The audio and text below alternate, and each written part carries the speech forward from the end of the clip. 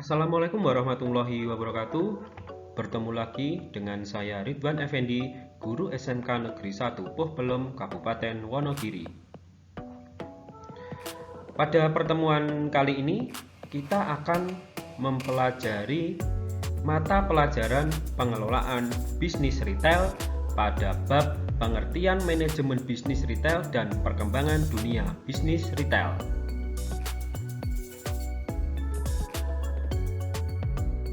Sebelum mempelajari tentang manajemen bisnis retail, terlebih dahulu kita harus pahami tentang apa itu manajemen dan apa itu retail. 1. Pengertian manajemen. Menurut teori, terdapat beberapa definisi dari manajemen. Di antaranya adalah: pertama, menurut Alex S. Nitisamito tahun 1992, yang dimaksud manajemen adalah bentuk dari ilmu dan seni agar dapat mencapai suatu tujuan melalui kegiatan dengan orang lain. Kedua, menurut Malatu S.P. Hasibuan tahun 1995, manajemen merupakan sebuah ilmu dan seni yang mengatur tentang proses pemanfaatan sumber daya manusia dan sumber-sumber daya lainnya secara efektif dan efisien agar dapat mencapai tujuan tertentu. Dari dua definisi di atas, maka bisa diambil sebuah kesimpulan bahwa manajemen merupakan sebuah ilmu atau seni yang merupakan proses dari perencanaan atau pengorganisasian yang telah mengatur proses pemanfaatan sumber daya yang masih ada secara efektif dan efisien untuk dapat mencapai tujuan tertentu. 2. Pengertian retail. Berikut ini adalah definisi dari retail menurut beberapa pendapat dari para ahli. Pertama, menurut Berman and Evans tahun 2001, yang bisa diartikan bahwa retail merupakan sebuah kegiatan bisnis yang terlibat dalam hal penjualan barang maupun jasa terhadap para konsumen untuk kebutuhan pribadi, kebutuhan keluarga, atau kebutuhan rumah tangga. Menurut kamus, retail adalah proses dari penjualan barang atau jasa terhadap masyarakat. Manser tahun 1995. Jadi, yang dimaksud dengan bisnis retail adalah segala bentuk dari kegiatan penjualan barang dan jasa di antara para pedagang dan konsumen, yang mana di dalamnya terdapat berbagai aktivitas yang saling mendukung dan mempengaruhi satu sama lain. Pengertian dari manajemen bisnis retail. Setelah mengetahui dua definisi, yaitu manajemen dan retail, maka bisa disimpulkan bahwa manajemen retail adalah bentuk pengaturan dari keseluruhan faktor-faktor yang lebih berpengaruh dalam perdagangan retail, yaitu perdagangan secara langsung antara barang dan jasa terhadap para konsumen.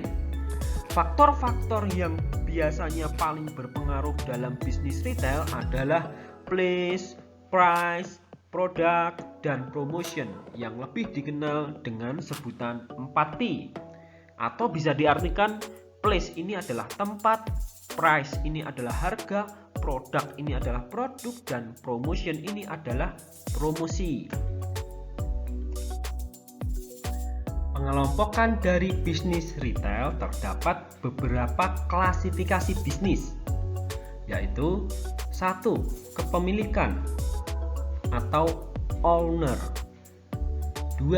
Kategori barang atau merchandise category. 3. Luas sales area retail atau berdasarkan luas area. 4. Non-store retail atau pengecer bukan toko.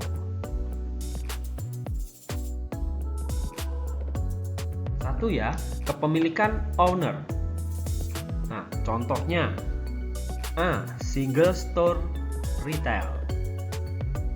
Nah, ini diartikan sebagai tipe yang paling banyak jumlahnya dengan ukuran toko dan umumnya di bawah 100 meter. Contohnya kios, warung, kelontong, seperti itu. B. Rantai toko retail. Nah, toko retail dengan banyak cabang dan hanya dimiliki oleh institusi perseroan saja. Contohnya PT Sumbel Alvaria Trijaya.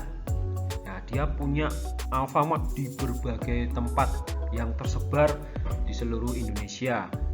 Dan juga PT Indo Retail Makmur Internasional yang juga memiliki Indomaret di banyak tempat. C. Toko waralaba.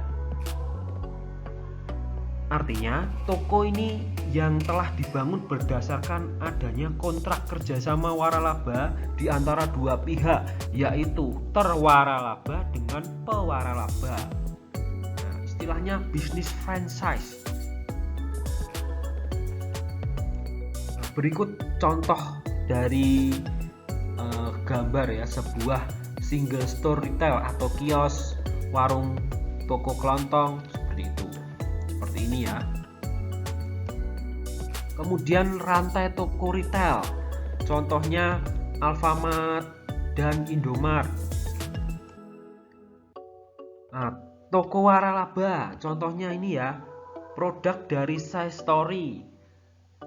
Kemudian ada produk dari Fat Boba. Nah, kalau waralaba biasanya seperti ini tampilan dari tokonya. 2. Merchandise kategori atau berdasarkan kategori barangnya. A. Specialty store, garis miring toko khas atau toko yang menjual satu jenis kategori barang saja yang relatif lebih sedikit atau lebih sempit. B. Grocery store, toko serba ada. Toko ini menjual barang groceries atau kebutuhan sehari-hari. C. Department store, toko ini menjual sebagian besar bukan kebutuhan pokok. Fashionable, barang-barang bermerek dengan 80% polanya konsinyasi atau titipan. D. Hyperstore, toko ini menjual barang dalam rentang kategori barang yang sangat luas jenisnya atau banyak kategori barang di dalam toko ini. Nah, ini contohnya ya, toko special store atau toko yang khas. Misalnya Adidas, toko Adidas ini menjual perlengkapan untuk olahraga ya, atau dari pakaian, sepatu, celana, pokoknya yang berhubungan dengan olahraga ada di toko Adidas ini. Contoh lain, toko cat warna abadi. Ini juga khusus menjual cat ya, baik itu cat tembok, cat besi, cat untuk mobil atau kendaraan. Kemudian contoh lagi, toko bangunan berkah. Nah, toko ini hanya menyediakan alat-alat yang berhubungan dengan bangunan ya. Misalnya semen, paku, besi, tandon, dan lain-lain yang berhubungan dengan bangunan. Kemudian contoh dari grocery store atau toko serba ada. Nah, biasanya toko ini menjual kebutuhan sehari-hari ya, baik itu bahan pokok, kemudian bahan sayuran dan bumbu-bumbu yang dibutuhkan sehari-hari ya, untuk mandi, seperti itu. Kemudian department store. contohnya di sini adalah Matahari. Ya, Matahari ini menjual berbagai jenis pakaian yang bermerek. Nah, barang-barangnya atau pakaian yang ada atau yang dijual di Matahari ini kebanyakan titipan dari produk merek perusahaan tertentu atau konsinyasi tadi.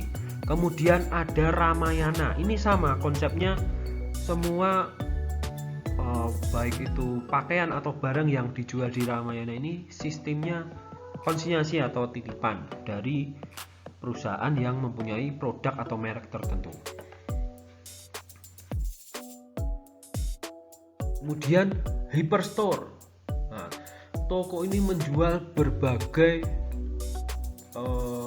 kategori barang atau dengan kategori barang yang sangat banyak, baik itu barang groceries atau kebutuhan sehari-hari dan barang-barang kebutuhan lainnya, misalkan household ya, kebutuhan dari rumah tangga, kemudian ada stationery, kebutuhan alat tulis kantor seperti itu, kebutuhan alat-alat olahraga juga ada, elektronik juga ada. Nah, contoh tokonya ada di Hypermart, Transmart, Carrefour, seperti itu.